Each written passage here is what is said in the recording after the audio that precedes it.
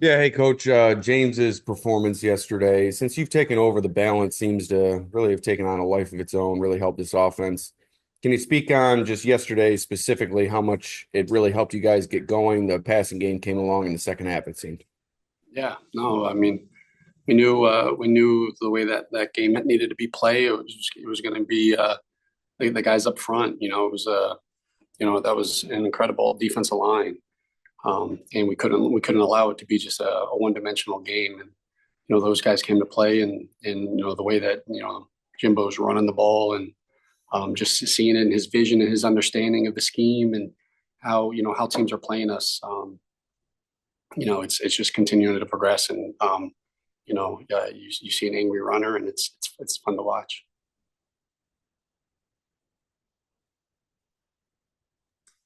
Hi, Joe. How are you today? Good. How you doing, bud? I'm well, thanks. Hey, last time you guys played Baltimore, you didn't have Amari, and now you do. And I know that, it's just one player, but even when he's not getting the ball, what does he do for your offense? I mean, he does a lot, right? It's a guy that's, when you have 10,000 yards receiving in the NFL, people need to know where he is at all times. And, his personality, his work ethic, and then when he has opportunities in the game, you think back to the first drive of the Kansas City game, you think back to the Jets game, the ability to make the big plays. He's huge for our team. And like I say it all the time, right? He makes a lot of plays without making the plays. And that's what a lot of our guys are, right? It's something that we preach here. But he's been a great addition to us and to help us to get to where we ultimately want to be. Alex was just talking about James's day yesterday. I want to know, what was your reaction or your perspective on the play where, he breaks free, but then like Dion carries him for another 10 yards? I mean, like, is that just everything you want to see in one play? Yeah, I'd be lying to you if I knew if I actually saw the end of it. Right, I'm getting ready for the next play call. I look up and then they're still kind of driving a little bit. So that makes my life a little easier. But no, I mean, look, we preach covering the football, man. And, help each other up. All the little things, right? So just seeing the guys, how important it is that, hey, when the play's not over, and just whatever it takes. If it's three more yards, but all those things are. So that was when I got to watch it on tape today. I was pleased to see that. Awesome. Thanks, Joe. Thank you. Hey Joe, how are you? Good. How you doing, bud? Um, Alec Anderson, you've had 2 years now with this jumbo package in Buffalo. Obviously, David did it last year. What is, from your perspective, seeing David kind of set the groundwork for it, and then this year Alec take it on? What makes Alex so good at it? Um, if you've ever met Alec Anderson and know his personality and how he toes the line with his play style, it allows us to do a lot of things that we want to do. He plays with length. He's a physical football player, extremely bright. When you got a guy that can play the jumbo position, play any position on the offensive line, it shows his versatility. And when you have that versatility and you're able to play the jumbo role, you're understanding all the different types of schemes and how the blocks, and it takes a special person. It's not an easy job, and that's why it's a starter for us. And he's done a tremendous job, and he's a big part of who we are. How do you look at all the positions on the offensive line and then all positions on the team, and you rep them so much throughout training camp and practices? How does another offensive lineman, say like young guys like Vandemark or Grable or whoever else, how do they rep that as like a backup to that? Or is it like specific to one guy where if Alec Anderson isn't available, you're limited as to how much you can do it? No, we definitely rep other guys in that position because you want to make sure that if something were to happen in game, i.e. yesterday, that you're still able to still run some of the package and whatnot. And we've been fortunate to have Alec all year. When you're working in a training camp, it's a little easier for tackles in the transition because they're used to blocking defensive ends and out in space or some of those blocks. But it is different, especially for guys that are used to playing center or guard. And then just the different type of combination blocks you might be in with a tackle or a tight end sometimes in those situations. So there's a lot of differences that I think sometimes people think you just kind of plug it in there and it's very easy. But the way that you approach blocks, the way that the technique is, it's very different blocking some of them, especially like some of those guys on the edge from yesterday. And then you said last week that a lot of the interviewing was going to go on this week. What does your week look like? And is there a point where you kind of cut it off and just focus on, this week's game? Yeah, like it's if any of the opportunities, come up this week, the only people that'll take away from is really my wife and my son. So nothing that will interfere with any of the game planning at work or anything with that. So my focus is winning the Super Bowl, and we got the opportunity to do it again this week and go against the Ravens. And so I'm not going to let my mind wander. So I want to make sure everything I have up to that point, and if an opportunity comes up, at the end of the week, once the game plan's in and ready to go, then that would be when it would come up. Got it. Thanks, Joe. Hey, Joe. Nice hat. Like the rep in there. My guy. I wanted to follow up on Matt's question there. I was curious. I know we talked about it some last week too, but from previous years, have you learned about like how to best navigate this week? Like to be like, my focus is on the game and when to fit in those interviews. Like, have you learned anything from previous years? Yeah, if I'm being completely honest, I don't spend any time thinking about the interviews. And when I go in the interviews, I'm literally just myself. There's no getting ready or preparing or it's not fair to my guys if I'm spending time in this organization in the city, if I'm spending time taken away from game planning, right? So if I'm doing an interview, it's the same time I would normally be home, eating dinner with my wife or spending time with my son. And so they're the ones that would the schedule would change, but there's no preparation for it. I'm just out there answering questions and just being me and going from there. For sure. And then on a different note, I was curious when you think back on this offense, and I'm sure you're watching tape back from that first game against the Ravens, like how much has this offense maybe developed since then and changed? And like when you look back, are you like, oh, we're doing this better? Like what stands out to you when you compare it to the last time you faced the Ravens? Yeah, I mean, I feel like it was almost like a full season ago. It seems like, week four to now, there's a lot of football. Your identity changes, the style of play, we're two very different football teams right now. And, it's playoff football, and it's going to be really good defenses, really good offenses. And, we've improved who we are, but so have they. Right. And so it's going to be a great opportunity for us. I like the direction that we're going right now, and we got to just continue to find ways to get better and to get to where we ultimately want to be. Cool. Thanks, Joe. Hey, Joe. John Worrell, AP. How you doing, John? Good. Just one real question for you. I'm sure you're aware of, you might be aware of this ongoing debate over who's more MVP deserving. And I'm not sure how it's not going to affect the votes because they're already in, but how fascinating might it be to see it play out on the field with these two guys on Sunday? Yeah, I mean, when you usually to get to this point, you got to have an elite quarterback, right? And it's really hard to win in the NFL without that. And fortunately, and I know it always goes up as quarterback versus quarterback, right? Going back to Brady and Manning, but the reality is they don't go against each other, right? You're going against the defense, and and so I know the natural perception is.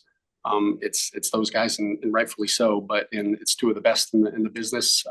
It's going against it, but Josh won't actually be going against Lamar and vice versa. And as football fans, it's a treat to see two of the best go at it. I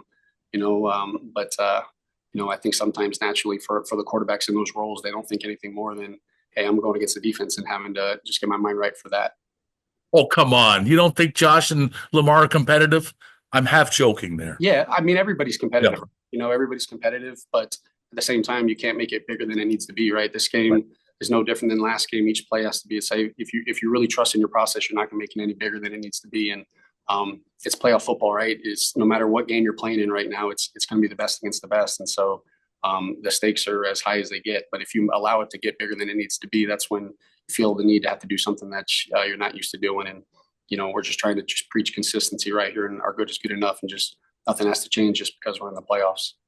More than fair, Joe. Thank you so much. Appreciate you.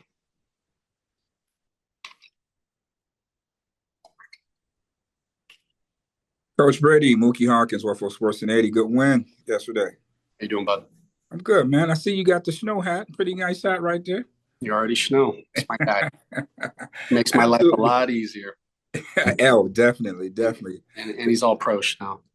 All professional, absolutely. I agree with you on that one. You went up against your mentor and Sean Payton. Did you get out the opportunity to speak with him after the game or a handshake or anything? I did not. I did not. That's one of the call it a perk of being in the box, right? You go straight from the box to the locker room to be able to celebrate with your guys. And there's nowhere else I would have rather been last night than hugging and dapping up my guys after the win.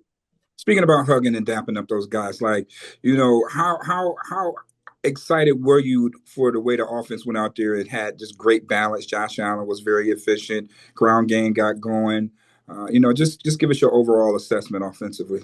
Well, the biggest thing to me was seeing the guys at halftime, right? Like you can get the natural inclination if you look at the scoreboard and it's like, oh, 10 points. Like, hey, what's going on? Do we have to do something different? And just talking with the guys, we've had 3 drives, right? We scored a field goal. You obviously want to cash in with with the touchdown there. Then you go down and score a touchdown, and then the next drive you get the ball at the -1. And you're able to flip the field. You punt, they get the ball at the -8. Obviously, you want to score a touchdown. We want to score a touchdown every time we can, but we're able to get the ball out, flip the field, and hope to be able to get a possession, right before half, potentially there. So I told the guys, like, we're playing really good football, and we don't need to do anything different. And this is an opportunity. This is where we make some of the subtle adjustments, and you guys just keep trusting the process, and good things are going to happen. And obviously, when you have 17, it's only a matter of time, right? And he was incredible yesterday, and it allowed us to be able to be 2-dimensional, and it was a lot of fun just being up there watching the guys kind of play for each other. Games like this, what really goes into really locking in mentally, but turning things up a notch as well? I don't think you need to. If you really believe in your process, if you really believe in everything that got us to this point, why do you need to change when the stakes are considered higher, right? We're just going out there and playing football, right? And sometimes people are like, hey, well, it's do or die, but that's kind of the way that we play at all times, right? Like we're too competitive to think like, oh, hey, this game doesn't matter. So to us, it's the most important game. It's the next one, right? And this is the mindset that we've been having all year. And so that was our message last week, and there's nothing sexy about it, but it's like, hey, let's just continue to be who we are, and we don't need to change just because we're now playing in the playoffs. It's been our standard since the beginning. Absolutely, Coach. Have a great week in practice. Good luck this week. Thank you, Mookie. Hey, Joe, what did you love most about the way the offensive line played yesterday? I loved how they played together. I loved how they were able to. They didn't blink. It's tough. It's tough to string together and sustain long drives, right? Like it's tough. And they were able to do that for, there was, when you're out on the field for 40 minutes, that's not easy. And they didn't blink, and they played together. The communication with Josh was elite. And look, I think back to like the last couple plays when, we put our backups in the game, and they put goal line defense out there, and those guys were able to, run the ball against goal line defense, and just, it just kind of speaks to who the guys are. It's like we kind of don't blink, go in there, just do our job and do it at a high level. And that's kind of the offensive line that we have. And that's why I love those guys. What was your reaction to the 4th and 1 touchdown pass that Josh had to tie, and how that unfolded as you were watching it? Wish we would have cleaned up a little bit of our detail on the play, that it didn't have to get to that point. Sometimes I'm probably like all the fans, like, hey, no, run, good job. But look, I'm going to trust him at all times, right? Like we get in these situations, sometimes way more times they're good than bad, right? And so I'll ride or die with him at all times, and usually those are the results. And we have the utmost confidence in Ty Johnson, and clearly Josh does as well. And for him to go out there, that's not an easy catch. That's not an easy play. You see the effort that he played with. He's running a rail route into the boundary and keeps moving and catches the ball, at the upright in the back of the end zone. I mean, that's just the mindset that he kind of plays with, and that's why we love him. And when he goes out and makes those plays, it's because of who he is, and he was huge for us. Thanks, Joe. Thank you. Hey, Joe, how you doing? Good. How you doing, bud? Good. Spencer Brown said yesterday after the game that last week while you guys were prepping, you said open playbook. Anything we've done all year is now available. How much easier or how much more open is the playbook this year now that you had a whole year in this job as opposed to last year where you kind of had to take everything on the fly in the middle of the season? I don't know if it's more open or it's like, hey, when we look back to the offseason about, hey, what is the direction, what is the vision that we see this offense kind of going and where we wanted to, and trying to put those plays in, from that perspective. And so not just saying, hey, this is what we've done in the past, let's just take this and then let's just continue to add to it. And, even throughout the season, right, there's things that you think you were good in training camp, or things that, hey, we're good at better in the year, and then you can kind of evolve as an offense. You got to continue to find ways to get better, and you can't just be the same offense as you were the first month of the season at the end. And so we got to continue to be creative, or continue to continue just changing kind of who we are, but at the same time, running our core concepts, the same way. And when you got those offensive line that we have, it allows us to do what we're able to do. Specifically with that line, because there's so much experience on that group, and maybe this goes for the whole offense too. When you talk about being able to call back the things that were done in training camp and saying this is now open, this is now on the table, is it easier to do that with the level of experience that you're working with on this offense? Yeah, absolutely. And it goes back to the relationships that you develop from the offseason, and that when you get to this point, you trust your guys. It's players, not plays. When you get to the playoffs, you can have a tendency to feel like you gotta get all these plays in, and you gotta out scheme people. And less is more in the playoffs. A lot of the guys go out there and play fast and put the ball in their hands, and good things usually happen. And so it's a test every week for us coaches of, hey, making sure we're allowing our guys to go out there and have success. And when you got the relationship with our offensive line and the confidence that they're playing with, and the openness that they have about what they like and what they don't like. And you carry that with having Coach Cromer, it makes our lives a lot easier. Thanks, Joe. Appreciate the time, man. Thanks, Todd. One more quick one for me, Joe. Did you hear Dion's nickname for you? He called you Smokin' Joe. No, I did not hear that. I like it. I'll roll with it. That's my guy. He makes my life a lot easier. He makes our quarterback's life a lot easier. When we don't have to worry about anything, on the blind side. So whatever he needs to call me, I'll roll with. And really quick, he's been so good for so long here. I think people take it for granted, but has there been a jump this year? Yeah, I think and people do, it's kind of like sometimes when you make it to the playoffs, we've been fortunate in this organization make it to the playoffs, and it's really hard to do. But you take it for granted because you're able to, you're doing it from year in out. And that's kind of Dion's, the same way. Like, he's been playing at such a high level, but he's finding ways to get better year in and year out. And I thought he had his best year this year, and he's having his best year. And I told him last week, regardless of being an all-pro or not, like those who know, and to get to where we want to get to, he's going to have to continue to play the way that he's playing. And, when you have our left tackle playing at the level that he's playing at, everything's on the table.